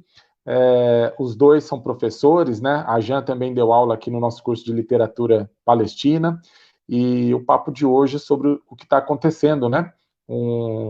Na Palestina e os ataques por parte de Israel. Estamos tentando entender melhor o que se passa lá, e acho que nessa fala final, pergunta da Wanda aqui também, ó, pergunte da literatura, por favor, nomes de livros sobre a história. Se vocês tiverem dicas de livros de literatura também, a Wanda tem interesse, tá? Nós também temos aqui. E aprendi bastante no curso de literatura palestina que eu acompanhei também. E, enfim, eu acho que seria legal que vocês pontuassem aí que, na visão de vocês, o que a gente pode fazer, além de prestar solidariedade, postar coisas na internet, de demonstrar. No meu caso aqui, inclusive, tenho essa lembrança aqui da época das mobilizações, né, do comitê que a gente montou aqui, e o comitê com participação de muita gente boa aqui. O Paulo Mariante, eu me lembro, foi uma das pessoas que teve a iniciativa, e, enfim, e um amigo meu, pontepretano também, que é do PCdoB, o Bigode, que também foi um ativo participante, foi uma das lideranças daquele processo, lembrando aqui. Enfim, a gente se encontrava bastante no estádio de futebol e passamos a nos encontrar também no comitê de solidariedade ao povo palestino. Então, eu queria que vocês dissessem também o que mais a gente poderia fazer, né? O que vocês acham que a gente pode fazer para ajudar? A gente que às vezes fica angustiado, já é tão difícil a gente estar fechado dentro de casa, né? O 1º de maio foi tão difícil para todos nós. Agora, no 13 de maio, eu não aguentei, acabei participando e ajudei até a organizar um ato aqui em Campinas, foi um ato importante, e enfim, a gente quer se movimentar, né? A gente precisa demonstrar nosso apoio a uma causa que é justa, como a causa do povo palestino. Então, vou devolver a palavra para vocês, vou começar com o professor Legene, para inverter agora no final, e depois encerro com a Jan. E aí é a fala final, vocês podem comentar as perguntas e fazer considerações finais para a gente encaminhar para os finalmente aqui, tá bom? Legene, vamos lá. Agora que eu vi que você tinha mandado 2 recados aqui do tempo, hein, meu amigo? Eu dei uma estourada boa no tempo, né? Eu vou falar segunda-feira agora para o curso de filosofia aqui da PUC. Aí eu falei para ele, meu amigo, você tem que reservar 1 hora, porque é muita coisa. E o pessoal falou, rapaz, você tem 3 horas, se quiser falar. Então, aqui o tempo é mais restrito, peço desculpa aí, né? Mas vou começar pela literatura aqui. Literatura, eu quero fazer... Esse livro meu não adianta, você vai achar só na estante virtual, Sebo, né? Mas procura por Legene Mirhan, procura por Marcelo Buzetto e procura por Marcos Tenório. Nós somos 3 brasileiros, só eu de origem semita, eles 2 não têm, que escrevemos livros sobre a Palestina, com enfoques e visões diferentes. O meu livro é pró-FEPAL, é muito amigo da ULP, da Fatah, os outros 2 são muito críticos, o que eu respeito. Conheço, li, troquei livros com eles, né? Apontei problemas em algumas passagens, mas isso particularmente, né? Não publicamente. Então, quiserem conhecer a história, fica 3 sugestões aí, é só procurar pelos nossos nomes. Eu não lembro de cabeça o título deles. O meu, às vezes, eu até esqueço, mas chama Palestina, História, Sionismo e Suas Perspectivas. Bom, tem 2 autores que vocês não vão achar em lugar nenhum, só em sebo, né, que vocês devem ler se quiserem conhecer a história da Palestina em profundidade. Um é Lutfala Soliman, né, por uma história profana da Palestina. Então, esse é de cabeceira. E o outro é do Amin Maalouf, né, que escreve livros de literatura, de ficção, que eu adoro, li todos. As Cruzadas Vistas pelos Árabes. Agora, tem um professor, já morreu faz tempo, o livro dele é de 96, né? Uma História dos Povos Árabes, é o Albert Hourani, né? Então fica a recomendação. Literatura mesmo, a Jan, se quiser citar aí de cabeça, eu sou fã ardoroso do Naguib Mahfouz, né? Que é o prêmio único Nobel de Literatura, né? A trilogia dos 3 Palácios, o Edifício Jacobiano, tem muitos. Sou fã ardoroso, li tudo dele, né? Bom, agora as perguntas mesmo diretas que fizeram 5 e eu precisaria de meia hora para falar, mas como eu não tenho, então eu só vou tentar resumir. Rússia e China, eles não entrarão numa guerra se a guerra ficar regional. Esqueçam. Não vai ter a terceira guerra. A vida inteira, eu dei aula há 25 anos na universidade, professor, vai ter a terceira guerra? Não vai ter, né? A guerra é por procuração hoje, né? As potências não entram diretamente. Mas aí tem vários C. Então, eu vou falar os Cs, né? Para vocês entenderem. Bom, mas e se Israel invade por terra Gaza? Eu acho que não vai acontecer, mas pode. EC. Bom, EC, o conflito fica violento. Vão morrer, evidentemente, muitos guerrilheiros palestinos, resistência, crianças, mulheres, prédios, etc. e tal. Mas o conflito vai ser, Israel vai perder. Não, mas se a coisa fica violenta, e aí essas massas árabes que estão nas fronteiras entram. Se entram, a coisa vai ficando crescendo. Bom, além das massas palestinas e árabes na região, a Síria, o Líbano e o Irã decidem também dar um pitaco. Para aí. A Rússia e a China não vão fazer aquilo lá uma região de um conflito mundial. Porque os Estados Unidos não entrarão também. Bom, esta é a minha opinião. Hamas e Hezbollah não tem nada a ver uma coisa com a outra. Mas eles são aliados circunstanciais. Você vê como a política é, né? Na política internacional, não tem sentimento, tem interesse. O Hamas é da Irmandade. O Hamas, na Síria, ele defende a queda do Dr. Bashar al-Assad. O Hamas, todas as organizações de resistência palestina mantêm escritórios a vida inteira em Damasco, porque Damasco era o país, a Síria mais avançado, é governado pelo Partido Socialista Árabe Sírio, Baath, em aliança com o Partido Comunista Sírio, que eu tive lá no Comitê Central, tenho um livro sobre a Síria, onde eu relato meu encontro com os comunistas, estão no governo. Comunistas, socialistas, nasceristas, patriotas. Então, a Frente Popular, a Frente Democrática, o Partido do Povo Palestino, o Partido Comunista Palestino, a União de Mulheres, a GUPS, Central Unida de Estudantes, a CUT de lá, só tem uma central, Todo mundo tem escritório em Damasco. O Hamas tinha. Março de 2011, quando terroristas e mercenários, financiados pela Arábia Saudita, aplaudido por certos setores da esquerda brasileira, que querem derrubar o Bashar, pequeno, setor minoritário, né? O Hamas fecha o escritório dele e muda para o Catar. Doha, no Catar. Isso é alta traição. Eu não aceito isso. Eu não sou Hamas. Eu apoio a resistência. Agora, e o Hezbollah? O Hezbollah, que é o oposto do Hamas, o Hezbollah ajuda o Hamas. O Irã ajuda o Hamas. Por que ele faz isso? Porque o Hamas não abriu mão da luta armada e não abriu mão, não reconhece Israel. Ponto. Mas o Hezbollah e o Irã têm contatos com a OLP, com o Fatah, com tudo. Mas é o Hamas que está na linha de frente, no caso da destruição de Israel. Então eu consigo compreender. Mas não tem nada a ver Hezbollah com Hamas. Bom, mas Hezbollah é um partido religioso, não. Ele tem o nome de um partido religioso, mas ele não defende a teocracia para o Líbano.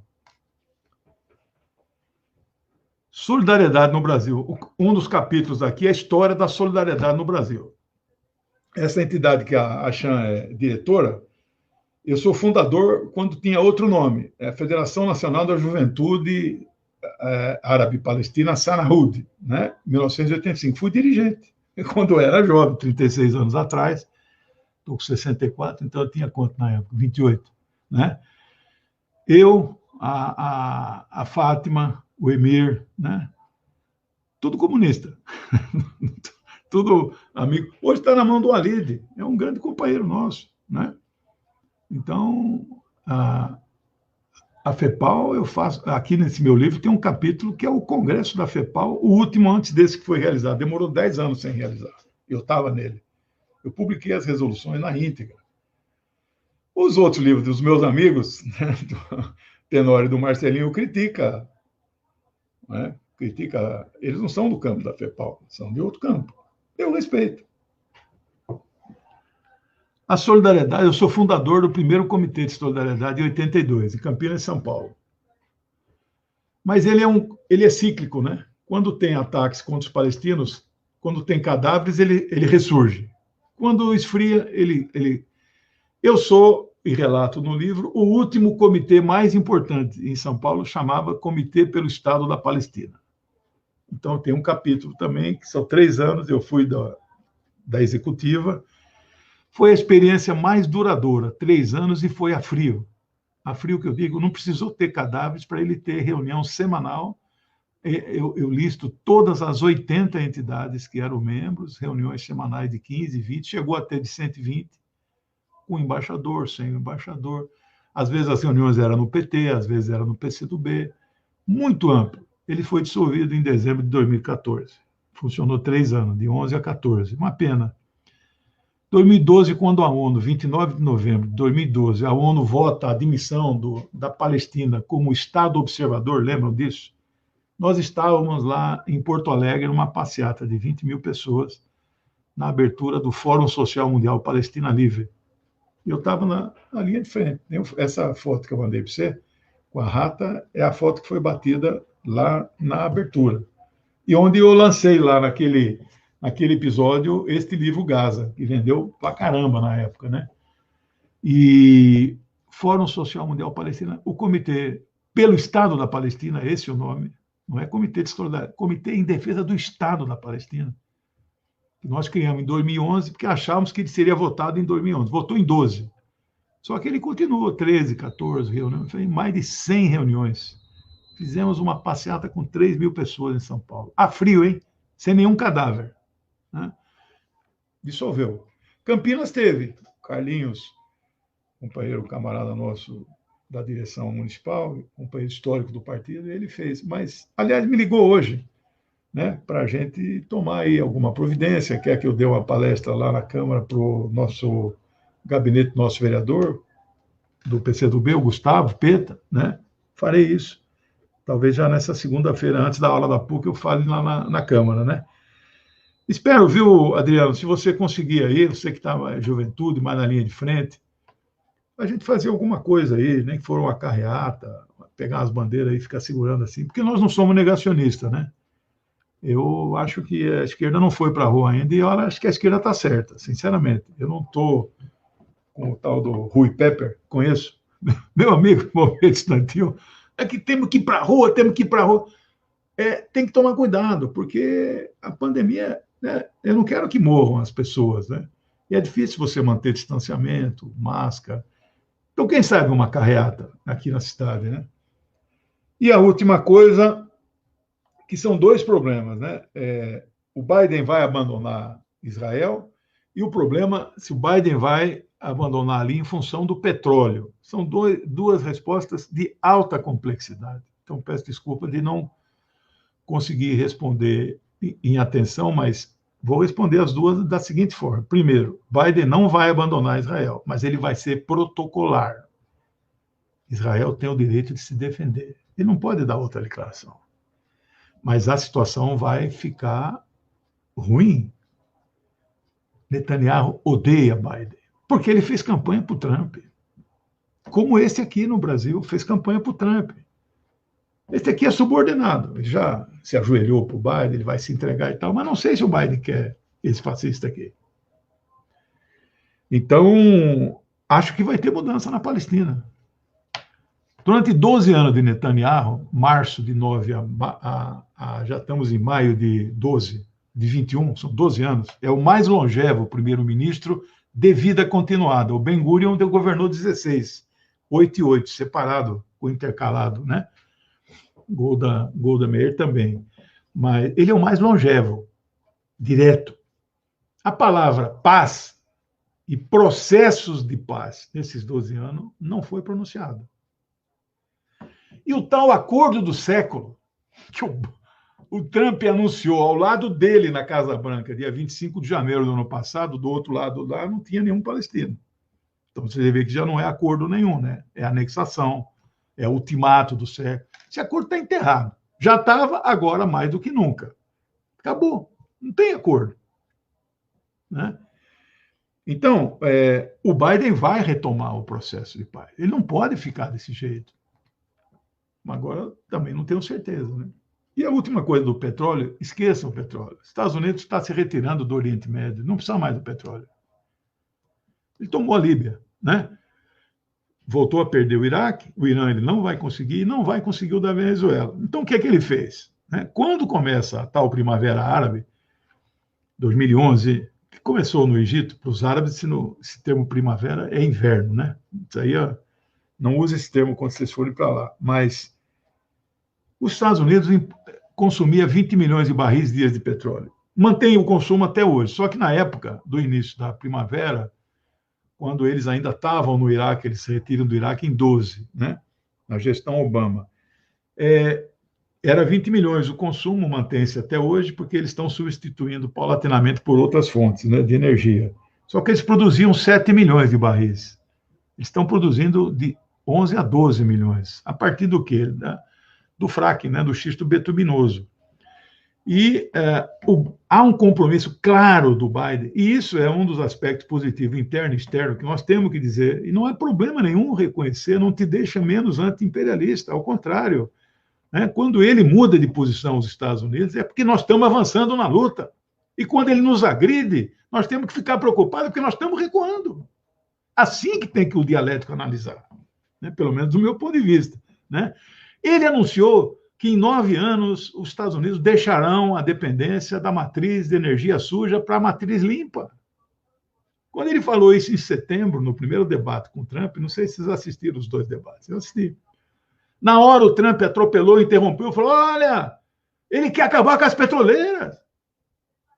E vai acabar com as petroleiras. O Biden, professor? Mas não é porque ele deseja. Porque não dá para o mundo fazer a poluição, ele não é negacionista, a camada de ozônio.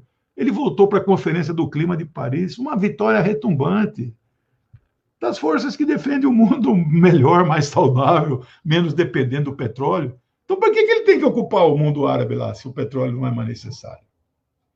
Encerro por aqui, já aproveito para despedir, agradecer o convite. Pode me chamar outras vezes. Sei que é polêmico, sei que o Adriano se segurou aí, né, para vir para cima, mas não tem problema, não. Eu gosto do debate, viu? Enfrento bem, viu? Muito bom, Legena. A gente agradece sua participação aqui e vou passar direto a palavra para a Jan, fazer as considerações finais dela e comentar algumas perguntas que nós tivemos. À vontade, Jan.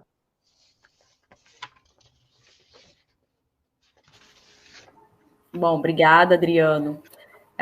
Bom, a compreensão de geopolítica, né, e mais tempo estudando toda essa região do Oriente Médio, do Legend, enfim, tem mais propriedade, né? Eu estou basicamente há 4 anos engajada na luta, em 2017, né? Mais recente, assim, mas enfim, é uma avalanche de informações, né? De história e de reconhecimento também da minha própria história, quando a gente faz esse resgate, né? Enquanto palestinos e tal, resgate da nossa história, do nosso conhecimento, do contexto político e tudo mais, né? Bom, mas para finalizar, depois, com calma, eu vou fazendo a resposta aqui para a Wanda, né? Eu vou trazer no link do YouTube, ou no próprio WhatsApp, alguns livros, né, que a gente pode indicar, se for especificamente de literatura, né? Tem o livro da Lina Meruan, Tornar-se Palestina, que é uma perspectiva mais literária, né, uma chilena falando sobre a questão do exílio, da ancestralidade, da identidade, né, quando ela vai para a Palestina e faz esse resgate, chama Lina Meruan, do Chile. Tem os livros, né, alguns livros já traduzidos do Mahmoud Darwish, também, em termos especificamente de literatura e de poesia, né, A Terra nos é Estreita e outros poemas. Tem 11 Astros, que foi recentemente traduzido, publicado aqui no Brasil. Tem também a ausência da presença também do Mahmoud Darwish, que estão traduzidos para o português. Tem um livro também de literatura infantil, infanto-juvenil, que recebeu até um prêmio, chamado Laila, a Menina Síria. Ele fala de uma menina síria, né, mas refugiada, e contando a história dessa menina que chega aqui no Brasil e tudo mais enquanto refugiada. É bem interessante para a literatura, né, literatura infanto-juvenil, da Vilas Boas, da Rima Wadda e da Cassiana Pisaia, que é inclusive esposa do Walid Rabah, o diretor, né, o presidente da Federação Árabe Palestina do Brasil. E é interessante também, ainda hoje me pediram uma indicação, isso é muito pouco conhecido, mas tem o Joe Sacco, né, que ele é um autor, né, Legend, e ele é muito bom também, ele trabalha com quadrinhos, falando do conflito, né, da Palestina e tudo mais. Então, se vocês colocarem aí no oráculo moderno do Google, vocês vão encontrar, tem os quadrinhos, os livros dele, publicado aqui no Brasil, tá? É bem interessante, porque o quadrinho é desde adultos a idosos a crianças, é uma linguagem bem acessível. E sobre o que nós podemos fazer, bom, na prática, né? Infelizmente, nós temos muitos limites, né? A gente, enquanto FEPAL, por exemplo, a gente faz um trabalho muito intenso nas redes sociais, né? A gente também tem um trabalho de reestruturação, de reorganização e reintegração das comunidades palestinas aqui no Brasil. Existem comunidades palestinas de norte a sul, Manaus, Nordeste, sobretudo no sul do Brasil, né? A maioria dos palestinos estão concentrados no sul do Brasil, Brasília, aqui em Corumbá, onde tem uma comunidade significativa. Então, a gente está pretendendo fazer esse resgate, né? Os palestinos, às vezes, também passam um processo de perda da sua memória, da sua história. Então, a gente está fazendo esse resgate de reintegração das comunidades, né? Aqui fizemos uma carreata no dia 15 de maio, né? Em como vários lugares, várias capitais do Brasil. Isso mexeu com a comunidade palestina aqui de Corumbá, que andava um pouco adormecida.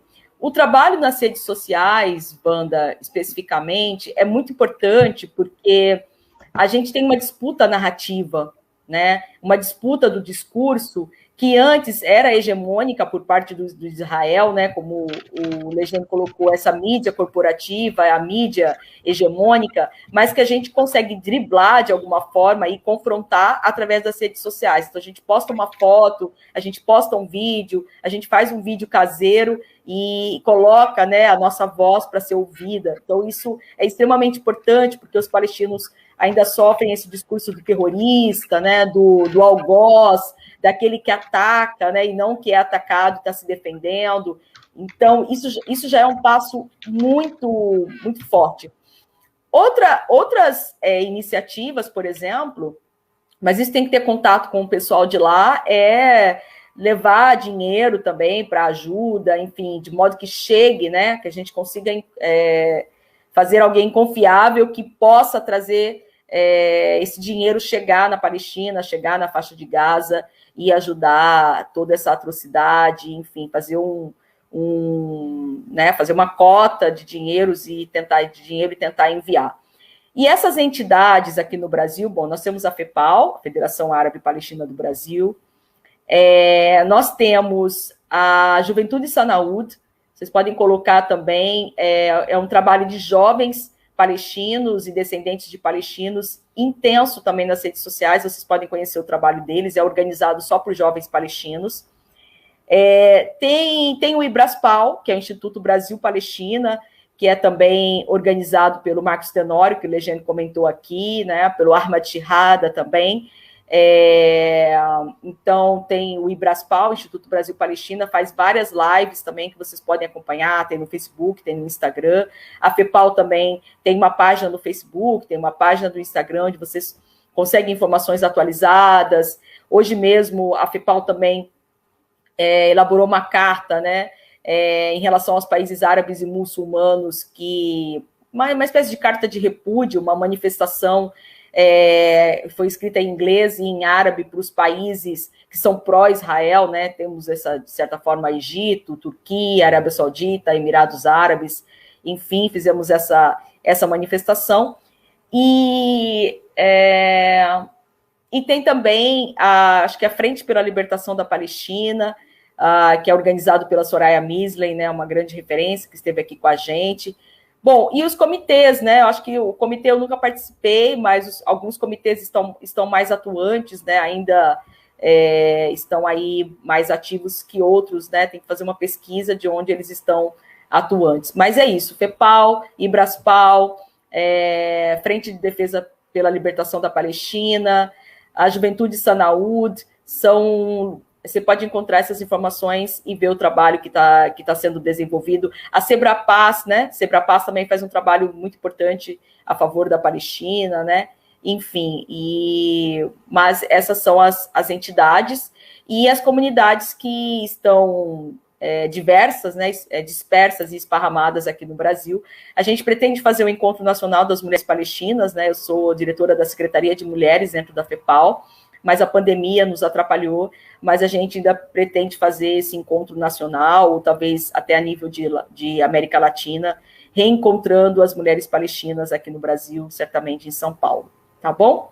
É isso que a gente vai, e a gente continua na luta discursiva, enfim, na luta narrativa, nas lives, e eu fico muito feliz pelo apoio e solidariedade mundial que a Palestina está conseguindo, de emocionar tudo que nos chega, os vídeos e fotos da Indonésia, Adriano, enfim, em vários lugares da Europa, da África, da Ásia, até mesmo nos Estados Unidos, na América do Norte, aqui na América Latina.